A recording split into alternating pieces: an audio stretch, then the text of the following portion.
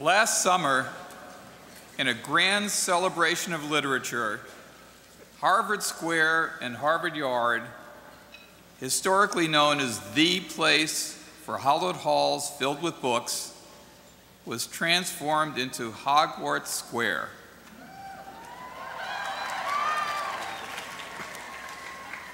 This summer festival celebrated the midnight release of Harry Potter and the Deathly Hallows, the 7th and final installment in the wildly popular series. Hordes of people, children and adults alike, dressed in elaborate wizard costumes, stood in line for hours at the Coop to purchase copies of the book. Dozens of restaurants and stores stayed open late and posted Harry Potter-themed specials, and a 3-hour concert capped off the evening in a packed Tercentenary Theater. Today, Tercentenary Theater is once again packed with children and adults, and we are pleased to welcome one of the most successful authors of our time. Her books have set sales records and have won many awards, probably because the Harry Potter stories provide a familiar backdrop for readers who can empathize with the young protagonist adrift in a sometimes cruel and challenging world. In addition to her vast contributions to literature, she is also noted for the social, moral, and political inspiration she has given her fans. A notable philanthropist, she has established the Volant Charitable Trust, which donates millions of dollars to aid women and children and to combat poverty and social inequality. The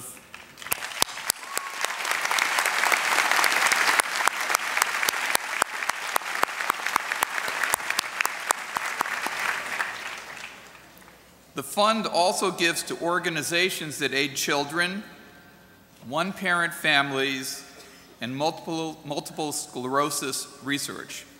She herself has noted that a person has a moral responsibility when you've been given far more than you need to do wise things with it and to give intelligently.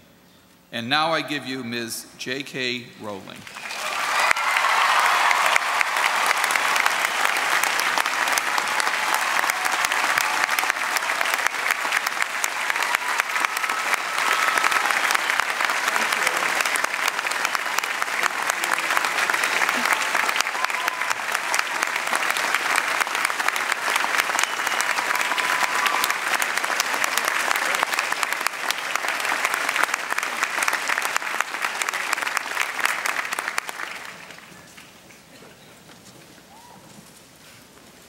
President Faust, members of the Harvard Corporation and the Board of Overseers, members of the faculty, proud parents, and above all, graduates.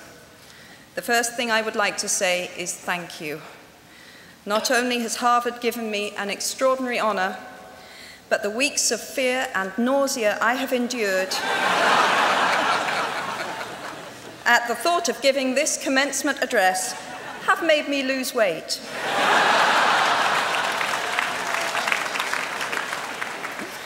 A win-win situation. Now all I have to do is take deep breaths, squint at the red banners, and convince myself that I am at the world's largest Gryffindor reunion.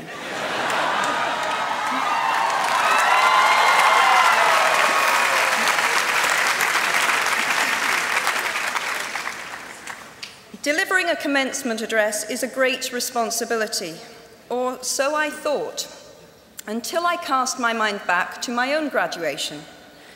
The commencement speaker that day was the distinguished British philosopher, Baroness Mary Warnock. Reflecting on her speech has helped me enormously in writing this one, because it turns out that I can't remember a single word she said.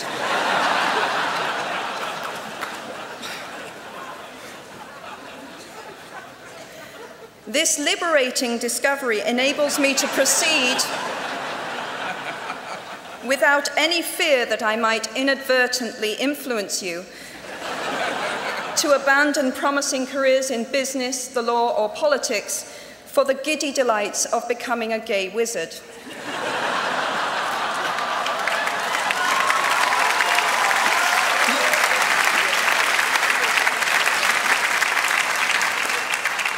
You see, if all you remember in years to come is the gay wizard joke, I've come out ahead of Baroness Mary Warnock. Achievable goals, the first step to self-improvement. Actually, I have racked my mind and heart for what I ought to say to you today.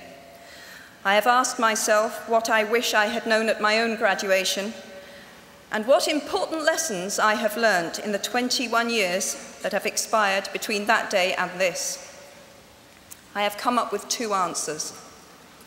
On this wonderful day when we are gathered together to celebrate your academic success, I have decided to talk to you about the benefits of failure.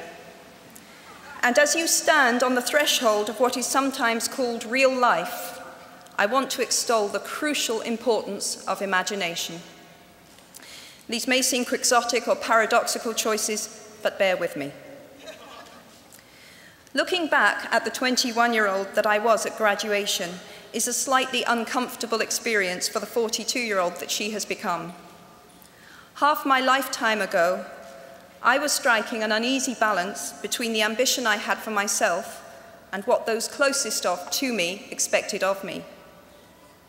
I was convinced that the only thing I wanted to do, ever, was write novels.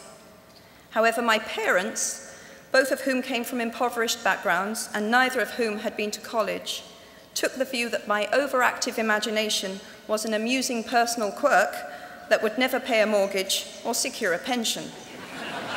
I know the irony strikes with the force of a cartoon anvil now, but... So they hoped that I would take a vocational degree. I wanted to study English literature.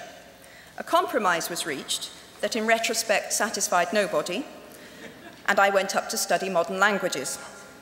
Hardly had my parents' car rounded the corner at the end of the road than I ditched German and scuttled off down the classics corridor.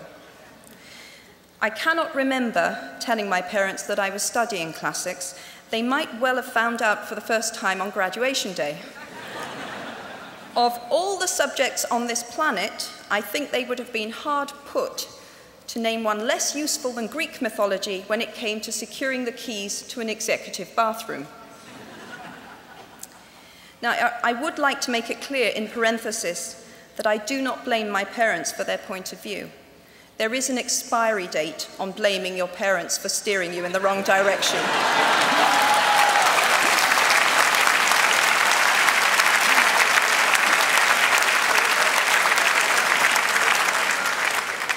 The moment you are old enough to take the wheel, responsibility lies with you.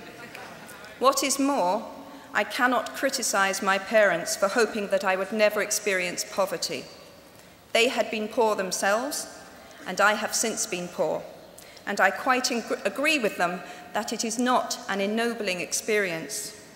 Poverty entails fear and stress, and sometimes depression.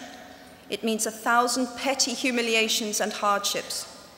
Climbing out of poverty by your own efforts, that is something on which to pride yourself, but poverty itself is romanticized only by fools. What I feared most for myself at your age was not poverty, but failure. At your age, in spite of a distinct lack of motivation at university, where I had spent far too long in the coffee bar writing stories and far too little time at lectures, I had a knack for passing examinations, and that, for years, had been the measure of success in my life and that of my peers. Now, I am not dull enough to suppose that because you are young, gifted, and well-educated, you have never known heartbreak, hardship, or heartache. Talent and intelligence never yet inoculated anyone against the caprice of the fates, and I do not for a moment suppose that everyone here has enjoyed an existence of unruffled privilege and contentment. However, The fact that you are graduating from Harvard suggests that you are not very well acquainted with failure. You might be driven by a fear of failure quite as much as a desire for success. Indeed, your conception of failure might not be too far removed from the average person's idea of success. So high have you already flown. Ultimately, we all have to decide for ourselves what constitutes failure. But the world is quite eager to give you a set of criteria if you let it. So I think it fair to say that by any conventional measure, a mere 7 years after my graduation day, I had failed on an epic scale. An exceptionally short-lived marriage had imploded, and I was jobless, a lone parent, and as poor as it is possible to be in modern Britain without being homeless. The fears that my parents had had for me and that I had had for myself had both come to pass. And by every usual standard, I was the biggest failure I knew. Now, I'm not going to stand here and tell you that failure is fun.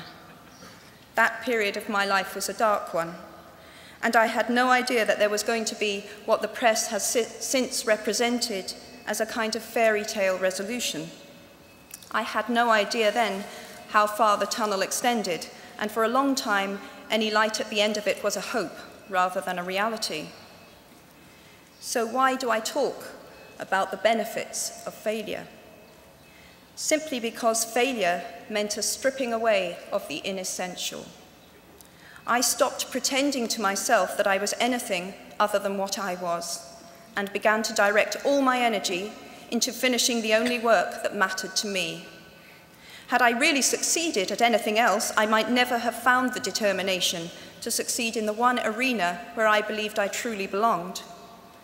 I was set free because my greatest fear had been realized, and I was still alive, and I still had a daughter whom I adored, and I had an old typewriter and a big idea. And so rock bottom became the solid foundation on which I rebuilt my life. You might never fail on the scale I did, but some failure in life is inevitable. It is impossible to live without failing at something, unless you live so cautiously that you might as well not have lived at all, in which case you fail by default.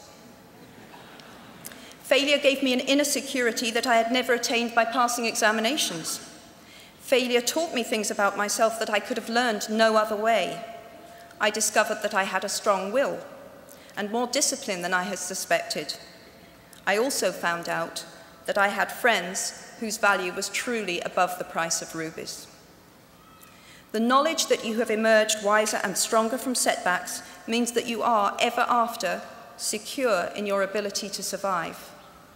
You will never truly know yourself or the strength of your relationships until both have been tested by adversity.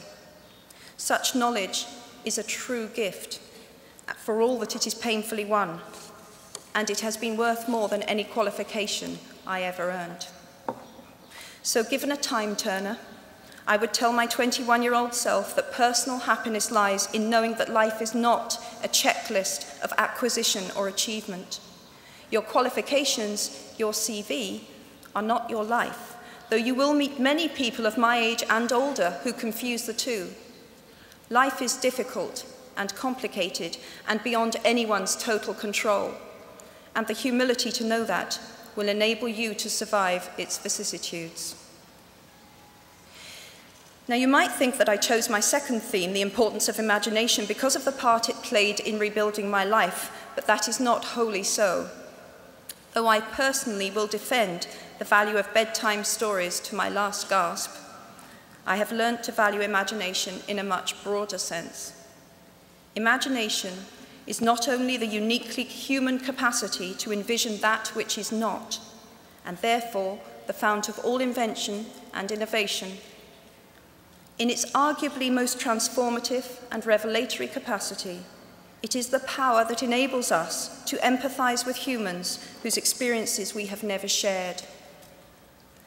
One of the greatest formative experiences of my life preceded Harry Potter, though it informed much of what I subsequently wrote in those books. This revelation came in the form of one of my earliest day jobs. Though I was sloping off to write stories during my lunch hours, I paid the rent in my early 20s by working at the African Research Department of Amnesty International's headquarters in London. There in my little office, I read hastily scribbled letters smuggled out of totalitarian regimes by men and women who were risking imprisonment to inform the outside world of what was happening to them. I saw photographs of those who had disappeared without trace, sent to Amnesty by their desperate families and friends. I read the testimony of torture victims and saw pictures of their injuries. I opened handwritten, eyewitness accounts of summary trials and executions, of kidnappings and rapes. Many of my co-workers were ex-political prisoners, people who had been displaced from their homes or fled into exile because they had the temerity to speak against their governments. Visitors to our offices included those who had come to give information or to try and find out what had happened to those they had left behind. I shall never forget the African torture victim, a young man no older than I was at the time, who had become mentally ill after all he had endured in his homeland. He trembled uncontrollably as he spoke into a video camera about the brutality inflicted upon him. He was a foot taller than I was and seemed as fragile as a child. I was given the job of escorting him back to the underground station afterwards, and this man, whose life had been shattered by cruelty, took my hand with exquisite courtesy and wished me future happiness. And as long as I live, I shall remember walking along an empty corridor and suddenly hearing, from behind a closed door, a scream of pain and horror such as I have never heard since. The door opened, and the researcher poked out her head and told me to run and make a hot drink for the young man sitting with her. She had just had to give him the news that in retaliation for his outspokenness against his country's regime, his mother had been seized and executed. Every day of my working week in my early 20s, I was reminded how incredibly fortunate I was to live in a country with a democratically elected government, where legal representation and a public trial were the rights of everyone. Every day, I saw more evidence about the evils humankind will inflict on their fellow humans to gain or maintain power. I began to have nightmares, literal nightmares, about some of the things I saw, heard, and read. And yet, I also learned more about human goodness at Amnesty International than I had ever known before. Amnesty mobilizes thousands of people who have never been tortured or imprisoned for their beliefs to act on behalf of those who have. The power of human empathy leading to collective action saves lives and frees prisoners. Ordinary people whose personal well-being and security are assured join together in huge numbers to save people they do not know and will never meet. My small participation in that process was one of the most humbling and inspiring experiences of my life. Unlike any other creature on this planet, human beings can learn and understand without having experienced. They can think themselves into other people's places. Of course, this is a power, like my brand of fictional magic, that is morally neutral. One might use such an ability to manipulate or control, just as much as to understand or sympathize. And many prefer not to exercise their imaginations at all. They choose to remain comfortably within the bounds of their own experience, never troubling to wonder how it would feel to have been born other than they are. They can refuse to hear screams or peer inside cages. They can close their minds and hearts to any suffering that does not touch them personally.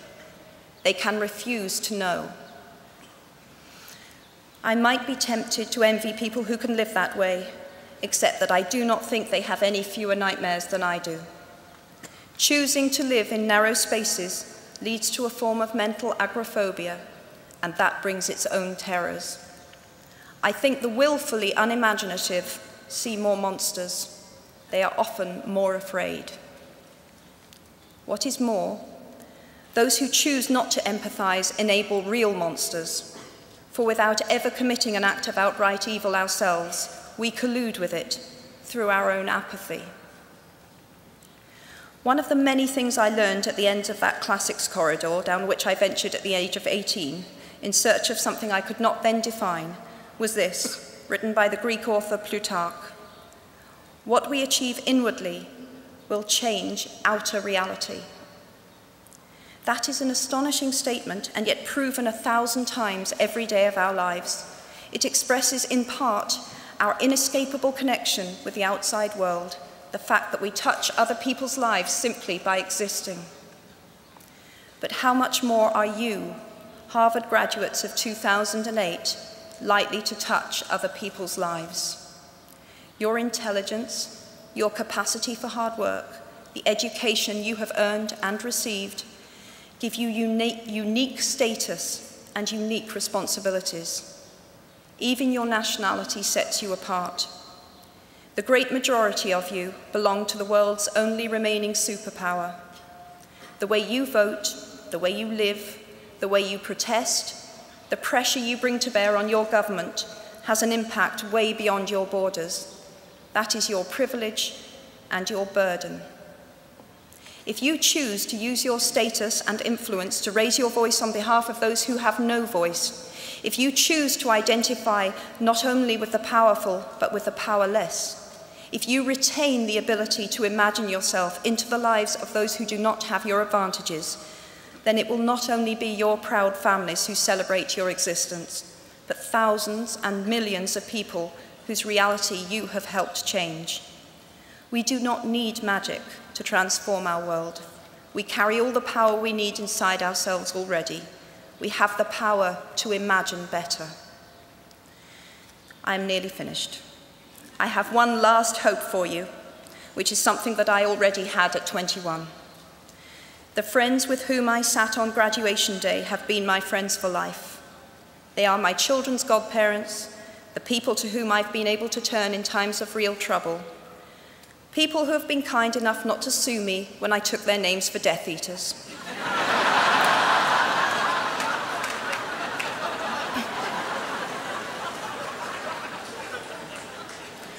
At our graduation, we were bound by enormous affection, by our shared experience of a time that could never come again, and of course, by the knowledge that we held certain photographic evidence that would be exceptionally valuable if any of us ran for Prime Minister. So today, I wish you nothing better than similar friendships. And tomorrow, I hope that even if you remember not a single word of mine, you remember those of Seneca, another of those old Romans I met when I fled down the classics corridor in retreat from career ladders in search of ancient wisdom. As is a tale, so is life. Not how long it is, but how good it is what matters. I wish you all very good lives. Thank you very much.